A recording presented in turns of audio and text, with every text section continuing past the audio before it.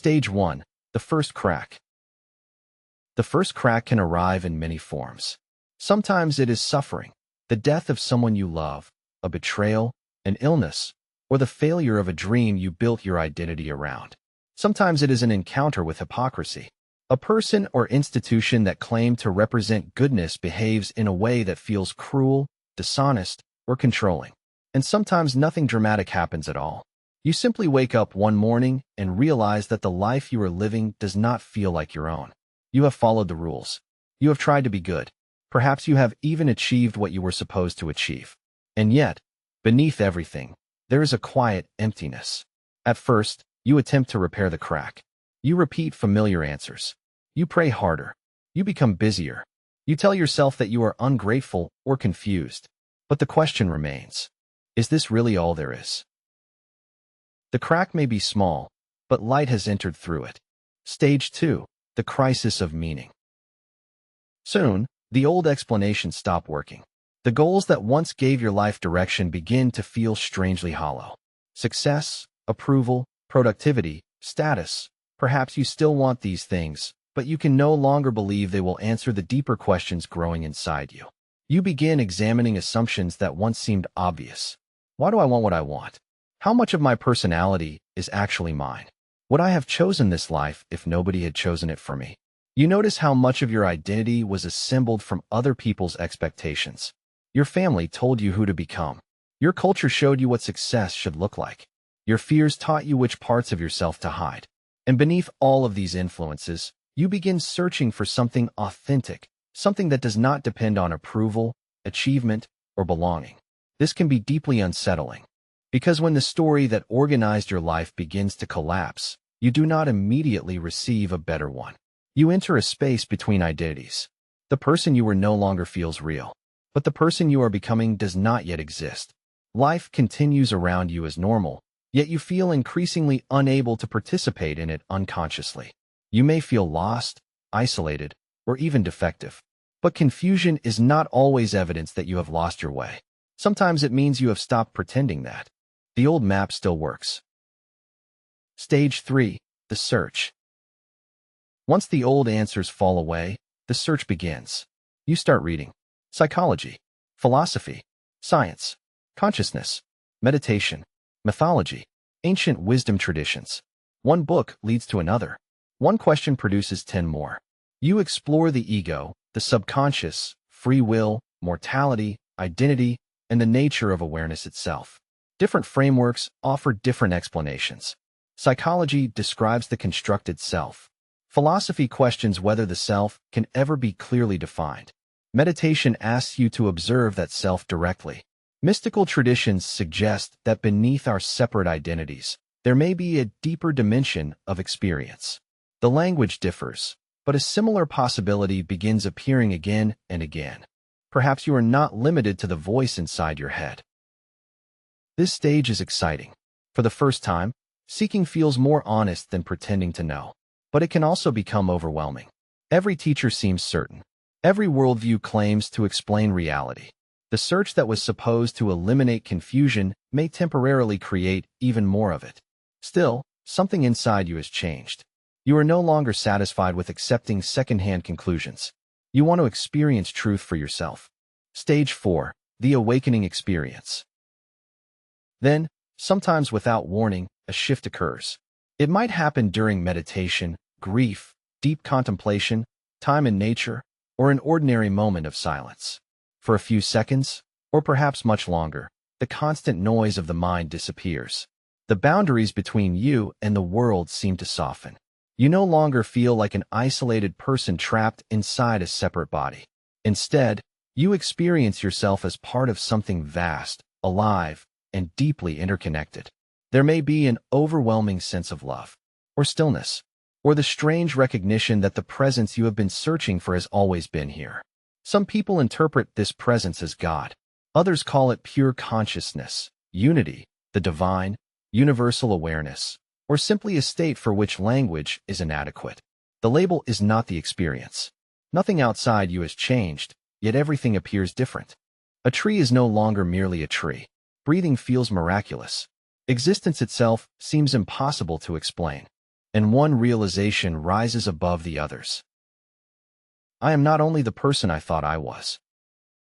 Stage 5. Spiritual Euphoria. After an awakening experience, life can feel completely new. Colors seem brighter. Coincidences feel meaningful. Fear loses some of its power. The universe no longer appears cold or random. Everything seems connected by an intelligence that cannot quite be named. This can create an intense period of joy. You feel as though you have finally discovered the secret that everyone else is missing. You want to tell your family, your friends, the stranger sitting beside you on the bus. You want everyone to meditate, question their beliefs, heal their trauma, and see what you have seen. But people may not understand. Some may be concerned. Others may dismiss you. And some simply may not be interested. This creates the temptation to divide the world again. Only now, instead of believers and non-believers, the categories become awake and asleep. And this leads to one of the most deceptive stages of the journey. Stage 6. The spiritual ego. The ego does not always resist awakening. Sometimes it claims ownership of it. The old identity returns wearing spiritual clothing. You begin thinking, I am more conscious than these people. I understand reality. They are trapped in illusion. You may collect spiritual ideas the way others collect possessions. You speak about vibrations, alignment, detachment, and higher consciousness, but become defensive whenever someone challenges you. You interpret every coincidence as a personal message from the universe. You mistake strong feelings for infallible intuition. You may even use spirituality to avoid ordinary responsibilities. Anger becomes negative energy. Grief becomes low vibration. Harmful behavior is dismissed as part of the universe's plan. This is spiritual bypassing, using spiritual concepts to escape the human experiences that most need our attention. The spiritual ego believes awakening has made it special. Real awakening eventually reveals that there was never a special person at the center of it. But that realization usually requires another collapse. Stage 7. The dark night. Eventually, the euphoria fades. Meditation no longer brings peace. The meaningful coincidences stop. The presence that once felt so close seems to disappear. Old wounds return, sometimes more intensely than before. You may feel abandoned by God, by the universe, or by the version of yourself who seemed to understand everything. Your old life no longer fits, but your new identity is also falling apart. This is sometimes called the dark night of the soul. It can feel like depression, emptiness, isolation, or complete spiritual failure. But the dark night is not always a punishment, and it does not mean awakening was imaginary. The first awakening showed you what exists beyond the familiar self. The dark night reveals everything within that self that has not yet been healed. The experience of unity may have been real, but it did not erase your trauma. Insight did not automatically transform your habits. A moment beyond the ego did not permanently dissolve it. Now the real work begins. Stage 8. Shadow work. Shadow work is the stage in which you turn toward everything you tried to transcend. Your fear, your shame, your anger, your jealousy, grief, insecurity, and need for control. The shadow is not simply your bad side. It contains every part of you that was rejected, hidden, or pushed outside your conscious identity. Perhaps you were taught that anger was sinful, so you learned to smile while resentment grew beneath the surface. Perhaps you were rewarded for being useful, so you began believing that love had to be earned. Perhaps your spiritual identity became another way of avoiding the feeling that you were not enough. In this stage, awakening becomes less glamorous. It may involve therapy, honest conversations, apologies, boundaries, and grieving what happened to you. You begin recognizing the ways you have hurt others, not because you are evil, but because unexamined pain tends to reproduce itself. You stop asking, how can I escape my humanity? You begin asking, how can I inhabit it completely? Stage 9. Surrender. Eventually, exhaustion produces a strange kind of wisdom. You stop trying to force yourself into a permanent state of peace. You stop demanding an answer to every question. You stop treating uncomfortable emotions as evidence that you are failing. This is surrender. Surrender does not mean becoming passive. It does not mean accepting abuse, abandoning your goals, or pretending that nothing matters. It means releasing the demand that reality must always match your expectations. You begin to understand that life includes joy and grief, connection and separation, certainty and mystery. You cannot control every loss. You cannot prevent every ending. You cannot build an identity strong enough to make change disappear. But you can become present to the life that is actually here. Surrender is not giving up on life. It is giving up the attempt to negotiate with reality. Stage 10. Embodiment. At this point, spirituality becomes practical. It is no longer primarily about what you believe or what you have experienced. It becomes visible in the way you live. Can you remain present during conflict? Can you listen without preparing your defense? Can you admit when you are wrong? Can you set a boundary without dehumanizing the other person? Can you treat people with dignity when they have nothing to offer you? Can you care for your body, manage your responsibilities, and keep your promises? It is easy to feel connected to the universe while sitting alone beneath a beautiful sunset.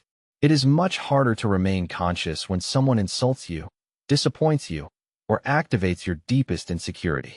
Embodiment is the slow process of turning insight into character. A profound experience may happen in a moment. Living from that realization can take an entire lifetime. Stage 11. Integration. Eventually, the division between the spiritual and the ordinary begins to disappear. Work is no longer separate from your spiritual life. Neither are relationships, money, family, creativity, sexuality, or responsibility. They are the places where your understanding is tested and expressed. You may return to the religion of your childhood with a deeper interpretation, or you may leave it without needing to mock those who remain. You can learn from different traditions without pretending they are all identical. You become more comfortable saying, "I don't know." You no longer need every person to validate your path. Your personality does not vanish. You still have preferences, flaws, ambitions, and difficult days, but you hold them more lightly. You become less interested in looking awakened and more interested in being honest. Stage 12. The return. The final stage looks surprisingly similar to the beginning. You still wake up in the morning. You still make food, answer messages, go to work, pay bills, and deal with inconvenient people. You still experience grief. You still make mistakes. But your relationship with ordinary life has changed. At the beginning, you lived inside an identity without knowing it was an identity. Now, you can participate in your roles without believing that any one of them contains the whole truth of who you are. You stop searching for the sacred somewhere outside the world. You begin recognizing it in small things: a quiet room, a difficult conversation, the face of someone you love, the simple fact that you are breathing. At first, awakening can make you feel separate from the world. Eventually, it returns you to it, not as someone who possesses all the answers, but as someone capable of meeting life with greater presence, humility, courage, and compassion.